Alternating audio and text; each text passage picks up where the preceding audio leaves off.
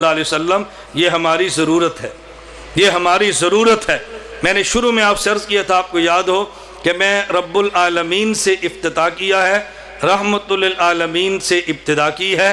میں اسی بات کو اختتام پہ پیش کروں گا، یہ نکتہ ذہن نشین فرما لیں۔ اللہ رب العالمین ہے، اس کے نبی رحمت للعالمین ہے، تو رب العالمین، مصطفیٰ رحمت للعالمین، اس کی وجہ اور دونوں میں جوڑ کیا ہے؟ ہمیں اعتراف، ہم مجرم ہیں، ہم گناہگار ہیں، ہم سے گناہ ہوتے ہیں، اور قانون کے مطابق شاید ہمارے گناہوں کی سزا یہ ممکن نہ ہو، اور قانون کے مطابق شاید ہماری نجات یہ ممکن نہ ہو۔ اللہ رب العالمین قیامت کے دن جو عدالت سجائیں گے وہ مالک یوم الدین بن کے لگائیں گے، اور مالک کی عدالت میں وکیل ہرگز نہیں آتا، مالک کی عدالت میں سفارشی آتا ہے۔ جج کی عدالت میں وکیل پیش ہوتے ہیں، اور مالک کی عدالت میں وکیل نہیں، سفارشی اور شفیع آتا ہے۔ قیامت کے دن اللہ عدالت لگائیں گے، مالک بن کے لگائیں گے، اور عدالت لگانے والے رب العالمین ہوں گے۔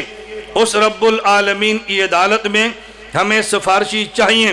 کسی کے پاس سفارشی اپنا نابالغ بچہ ہے، وہ شفاعت کرے گا، ماں اور باپ کو جنت میں لے جائے گا۔ کسی کے پاس سفارشی حافظ قرآن ہے، سفارش کرے گا، 10 کو جنت میں لے جائے گا۔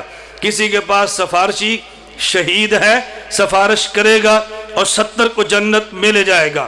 کسی کے پاس سفارشی عالم ہے، وہ سفارش کرے گا اور اپنے متبعین کو جنت میں لے جائے گا۔ ام المومنین امی عائشہ رضی اللہ عنہ نے پوچھا، شمائل ترمذی میں روایت موجود ہے، اللہ کے نبی من لم یکن لہ فرۃ، اے اللہ کے پیغمبر، اگر قیامت کے دن کسی بندے کے پاس کوئی سفارشی نہ ہو اس کا کیا بنے گا؟ اللہ کے پیغمبر فرمانے لگے، من لم یکن لہ انا فرۃ لامتی، اے میری عائشہ، قیامت کے دن جن کا کوئی سفارشی نہ ہو ان کا سفارشی میں خود محمد مصطفیٰ ہوگا۔ اب نکتہ سمجھیں، عدالت کس کی ہے؟ رب العالمین کی، تو سفارشی کتنا بڑا چاہیے؟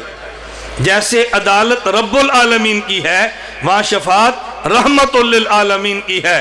مالک رب العالمین ہے اور وہاں پہ سفارشی رحمت للعالمین ہے۔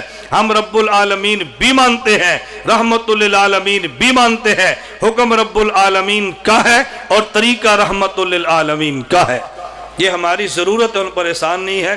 بس دعا یہ فرمائیں، اللہ تعالی ہم سب کو اللہ رب العزت کے احکام ماننے کی اور حضور اکرم صلی اللہ علیہ وسلم کی سنت اور آپ کے طریقے کے مطابق زندگی گزارنے کی توفیق عطا فرمائے۔ میری آپ سے آخر میں صرف 3 گزارشات ہیں۔ پہلی گزارش